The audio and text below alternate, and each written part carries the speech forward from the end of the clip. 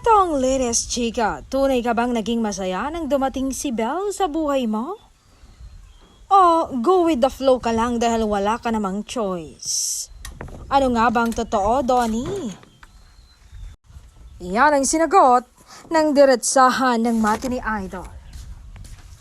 Sabi ng aktor, alam mo, everything's better with her. Everything has been better since she came to my life. Minsan may mga taong dumarating sa buhay natin na parang sagot lang sa tahimik na dasal. Hindi sila kailangang maging perpekto pero biglang nagiging magaan ang lahat kapag nandyan sila. Love doesn't erase the struggles, but it makes them bearable when you're with the right person. So the right person brings growth, not just comfort. Kapag dumating sila, hindi lang nila pinapasayang araw mo, kundi tinutulungan ka rin nilang maging mas mabuting tao, mas maging patient ka, mas matuto kang umunawa, at mas nagiging willing ka na magbigay kaysa tumanggap lang. And maybe this is the beauty of love when someone enters your life and suddenly the ordinary becomes extraordinary. Yung simpleng lakad, simpleng tawanan, simpleng tawag sa gabi, biglang nagiging ala-ala na gusto mong paulit-ulit balikan, hindi ba?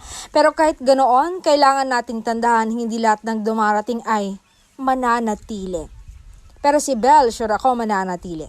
Kasi minsan may mga taong pinapadala lang para ayusin yung wasak na parte ng puso natin.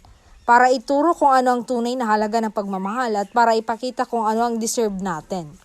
At dito, pumapasok yung tanong, if everything feels better with them, kaya ko bang maging buo kung sakaling dumating yung araw na wala na sila? Or maybe is this the kind of love that's meant to last? Or just the kind that meant to teach me? In the end, I remind myself, if someone can make everything better just by being here, they're already a blessing. Blessing sa akin si Belle.